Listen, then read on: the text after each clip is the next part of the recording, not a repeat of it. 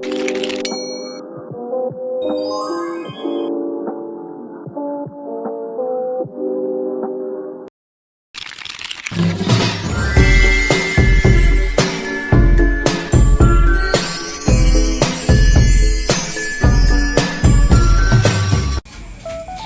buhay mag-aaral! Kamusta kayo? Tiyak kong marami ng aral at impormasyon ang napulot niyo sa mga naunang aralin. Batid kong nasisiyahan kayo sa pagsasagot kung kaya't inaasahang lalo pa niyong paghuhusayang matapos at mapagtagumpayan ang araling ito. Ang kakayahan ng isang tao ay hindi dapat ibinabatay sa kanyang edad, pisikal na katangian at lalong-lalo sa kanyang kasarian. Malimit nating naririnig na higit na dominante ang kalalakihan kaysa sa napakaraming aspeto dahil sa sinasabing mas malakas at mas may kakayahang magdesisyon kaysa sa mga kababaihan. Ngunit sa kasalukuyan, nagkaroon ng pagbabago ang pagtingin ng ibang tao sa kakayahan ng kababaihan. Nagiging bukas tayo sa pag-unawa at pakikinig sa kanila dahil sa aking husay at galing na kanilang ipinamala sa kanilang napiling larangan. Magtatalakay sa Module 4 ang mga kabanata sa El Filibusterismo na may kinalaman sa tauhang si Huli tulad ng Kabanata 9, Kabanata 30 at Kabanata 32. Ang layunin ng aralang ito ay, una, makikilala natin ang mga tauhan sa tatlong kabanatang ating tatalakayin. Pangalawa, malalaman natin kung sino si Huli at kung bakit siya ay tinuturing na simbolo ng kababaihan noon at ngayon. Ngayon ay may papakita kayong mga larawan na may kaugnayan sa mga kabanatang ating tatalakayin. Kilala niyo ba ang mga kababaihang ito? Mahusay! Sila ang mga kababaihang nagpapatunay na ang mga babae ay matapang, matatag ang kalooban at sumisimbolo sa mga kababaihang Pilipino. Ngayon ay babasahin natin ang mga kabanatang 9, 30 at 32. Kabanata 9, si Pilato. Naging palasak ang balita sa buong bayan, sari-sari ang reaksyon ng mga tao. Walang dapat sisihin sa pangyayaring iyon dahil walang may gusto. Walang napansing anuman sa tiyente ng Gibara Civil nang tumanggap siya ng utos na samsaming lahat ang sandata at ang ganya'y tinupad niyang buong buo. Inuusig niya ang mga tulisan kailanmat magagawa ang gayon. At nang dakpin si Kabisang Tales, ay gumanap siya ng isang paglusob at inuwi sa bayang Abot-Siko gapos ng 5 o 6 na magbubukid ng kanyang pinaghihinalaan. Ang kung si Kabisang Tales ay hindi nakita ay sapagkat wala siya sa bulsa ni balat ng mga hinuling pinagbuto sa palo. Ikinibit ang balikat ng uldog na tagapangasiwa ng pari. Wala siyang kinalaman doon. Kagagawan iyon ng mga tulisan at siyang tungpad lamang sa kanyang tungkulin. Tunay ngang kung hindi siya nagsumbong ay hindi marahil samsamin ang mga baril at ang kawawang si Tales ay hindi marahil madakip. Ngunit siya, si Pari Clemente na iyon ay may tinging tila humahanap ng dakong patatamaan sa kanyang katawan. Ang pagsasanggalang sa sarili ay hindi masama. Kung may mga tulisan ay hindi niya kasalanan, hindi niya tungkulin ng usigin sila, iyo'y tungkulin ng mga Guardia Civil. Kung sa halip na magyaot dito si Kabisang Tales ay namalagi siya sa bahay, hindi siya madarakip. Sa madaling sabi, parusa marahil iyon nabuhat sa langit laban sa mga tumutol sa hinihingi ng korporasyon. Si Hermana Pensyang, ang matandang manang na pinaglilingkuran ni Huli na nakatalo sin sa kasawiang ito. Nagpasos Mariosep na makalawa o makatlo at saka nagantada. Nasabi ang, madalas ipadala sa atin ng Diyos ang ganyang parusa. Pagkat tayo makasalanan o may mga kamag-anak tayong nakasasala na dapat sanang turuan natin ang kabanalan, ngunit hindi natin ginagawa. Ang makamakasalanan nating kamag-anak ay tinutukoy kay Juliana. Para sa manang, si Julia ay isang dakilang makasalanan. Akalain niyo ang isang dalagang maari na mag-asawa ay hindi pa marunong magdasal. Jesus, kalaking kasalanan. Sukat ba naman kung dasalin ng ulol na iyan ang Aba Ginoong Maria ay hindi man lang huminto sa ang Diyos ay sumasa iyo. At ang Santa Maria ay hindi inihinga pagdating sa mga makasalanan na siyang pagdarasal ang dapat gawin ng mabuting Kristiyanong may takot sa Diyos. Sus Mariosep, hindi nakaalam sa dasal na Oremus Gratiam at ang pabigas niya ay mentibus sa halip na mentibus.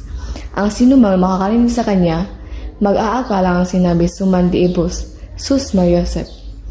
Nag-antad ng parang hindi mapalagay at nagpasalamat sa Diyos sa pagdakip kay Kabisang Tales upang mahango sa kasalanan ang anak at matuto ng kabaitan na alinsunod sa kura ay dapat taglay ng bawat babaeng Kristyano. At dahil dito ay kanyang pinipigil at hindi pinadalaw sa nayon upang kalingan ang nuno.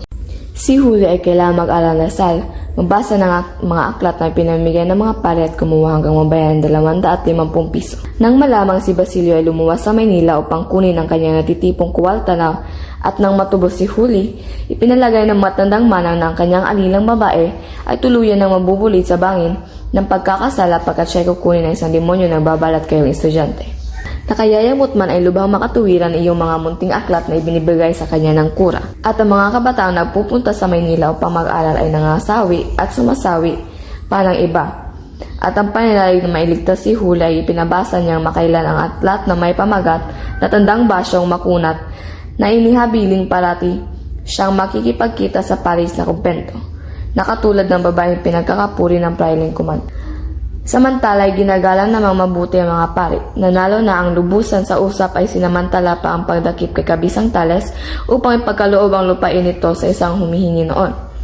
Isang taong walang karangalan ni kahihiyan. Nang dumating ang dating may-ari at matalos ang mga nangyari, nang makitang iba na ang may-ari ng kanyang mga lupain naging sanhi ng pagkamatay ng kanyang asawa at anak, nang makitang napipi ang kanyang ama at ang kanyang anak na dalaga ay napaalila, at nang siya ay tumanggap ng isang utos na hukuman na bigay ng tinyente sa nayon na nagsasabing alisan nila ng laman at iwan ang bahay sa loob ng 3 araw, ay napaupo na lamang siya sa tabi ng kanyang ama at hindi na halos nakapagsalita sa buong araw na iyon. Kabanata 30, si Huli. Sari-saring balita kumala tungkol sa pagkamatay ni Kapitan Tiago at paghuli kay Basilio. Dinamnam ng lahat ang mga kaganapan lalo na si Huli. Nabalitaan na sa bayan ng Tiani na maaaring ipatapon ang binata at patayin. Humula ang ilan na maaaring matulad sa 3 pari sa Cavite dahil walang masasantigan ang binata sa kanyang kondisyon. Si Hermana Pensyang ay hindi nagtaka sapagkat inasahan niyang mangyayari ito kay Basilio. Ito ay dahil hindi niya isinausaw ang daliri sa agwa bendita, parusa umano ito ng Diyos. Ang mga estudyante namang hindi mahilig sa paghihimagsik ay sinabing ganti lamang ito ng korporasyon sa pagkakatubos ni Huli. Hindi totoong ayaw ni Hermana Pensyang na umalis si Huli dahil ito ang nagdarasal para sa kanya tulad ng mga praile. Ang nangyari kay Basilio ay nabalitaan na ni Huli. Nawala ng malay si Huli at nabagabag. May nagsasabing siya ang dahilan at ang kanyang ama kaya hindi hinuli ang binata at lalo siyang nabagabag dahil dito. Iniisip niyang humingi ng tulong kay Padre Camura ngunit natandaang humihingi ito ng kapalit. Ngayon ay kailangan niyang mailigtas si Basilio, ang kanyang pag-ibig. Nakatanggap ng tulong si Huli mula sa kanyang mga kamag-anak ngunit hindi pa umabot ng 30 piso ang nalikom niya mula sa mga ito. Humingi ng tulong si Huli kay Hermana Bale ngunit bumagsak lamang siya muli kay Padre Camora. Nangako si Hermana Bale na sasamahan niya si Huli sa pagpunta sa paring tinaguriang kabayo. Hindi nagpakasakit si Huli nang mabilanggo ang kanyang ama. Hindi niya kayang gawin dahil alam niyang kamumuhian siya ni Basilio at ng mga tao. Umuwi sila nang walang nangyari. Nagdamdam si Hermana Bale at sinermonan ang dalaga dahil sa hindi nito pagtitiwala sa kanya. Dahil sa kakaisip ay puyat ang dalaga. Matapos mabalitaan na nakalaya na ang mga mag-aaral at si Basilio na lamang ang nasa bilangguan. Isinuot ni Huli ang kanyang magandang damit, nag-ayos at nagpasama kay Hermana Bale. Malapit sa kumbento ay marami siyang narinig na bulungan at nagdalawang isip na tumuloy. Nainis ang Hermana at niyayas na siyang umuwi. Sige, umuwi na tayo. Hayaan mo na lamang napatayin si Basilio. Kapag patay na siya, saka ka magsisi. Naudyukan si Huli kung kaya tumuloy. Nagkaroon ng bulong-bulungan sa pagtungo ng isang matandang babae at isa pang may gulang sa kumbento. Samantala, isang lalaki ang nagtungo sa kumbento at nagwala. Mag-aalas 8 na at 7 praile umano ang nagpupulong sa kumbento. Kinabukasan wala na si Tandang Selo dala ang kanyang gamit sa pangangaso. Kabanata 32 ang ibinunga ng mga paskil. Nagsiuwian ng mga mag-aaral sa bunsod ng mga nagdaang kaganapan. Karamihan ay hindi pumasa sa pagsusulit. Kabilang na sa mga hindi pumasa ay sina Tadeo, Picson at Juanito Pelaez. Masayang tinanggap ni Picson ang kanyang kalabasa, samantalang si Tadeo ay nagkaroon ng mahabang bakasyon at sinunog ang mga aklat. Si Juanito Pelaez ay hindi naging masaya sa pagsama-sama upang mangalakal. Agad namang nagpunta si Macaraig sa Europa. Sina Isagani at Sandoval ang tanging pumasa. Ibinasa ni Sandoval ang lahat ng asignatura samantalang si Isagani ay ang kay Padre Fernandez lamang. Natira sa kulungan si Basilio. Nililitis ang kanyang kaso tuwing ikatlong araw, ngunit walang pagbabago. Mula sa kotsero ay nabalitaan ni Basilio ang pagkamatay ni Julie at pagkawala ni Tandang Selo. Si Simon ay nailathala sa pahayagan. Magbibigay siya ng piging bilang pasasalamat. Napabalita ring sasabay na siya kay Kapitan General na matatapos ang panunungkulan sa Mayo. Buwan ng Abril at kalat ng balita sa pagpapakasali ng Paulita Gomez at Juanito Pilaes. May tao talagang swerte, sabi ng mga taong inggit kay Don Timoteo. Naglaho ang pag-ibig ni Paulita kay Isagani matapos ilagay ang sarili sa panganib dahil sa pagsuko ng kusang loob. Tinimbang niya ang pag-ibig kay Isagani kumpara kay Juanito na alam niyang mayamang Kastila at maliksi. Napayapang duman ang mahal na araw na nagliban sa pagpapagiba ng artilyero ng mga bahay pawid. Dinalaw naman ni Simon ang mga nawala ng bahay. Nawala ang takot ng mga tao sa Maynila. Abala ang lahat sa piging para kay Kapitan Tiago. Si Simon ang nag-ayos ng lahat para sa nalalapit na kasalan kung saan ninong ang general. Nangalap ang buong Maynila na maanyayahan. Maging kaibigan si Simon, gayon din si Don Timoteo Pilaes. May nalaman ba kayo sa ating tinalakay ngayon? Kung gayon, sagutan niyo ang mga inihandang katanungan sa ibaba.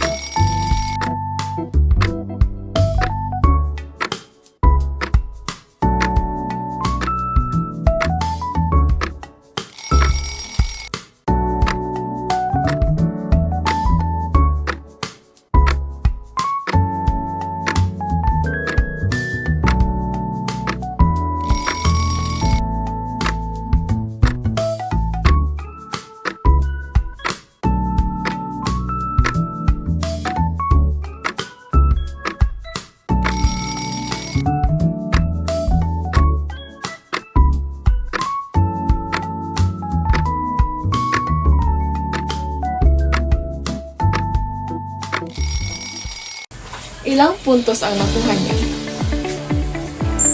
Napakahusay niyo. Matagumpay niyong nasagutan ang mga katanungan na ibinigay namin sa inyo. Kami nga pala si Chrissy Jane C. Peñafiel At ako si Rachel M. Tabon. sa muli nating pagkikita mga kamag-aral.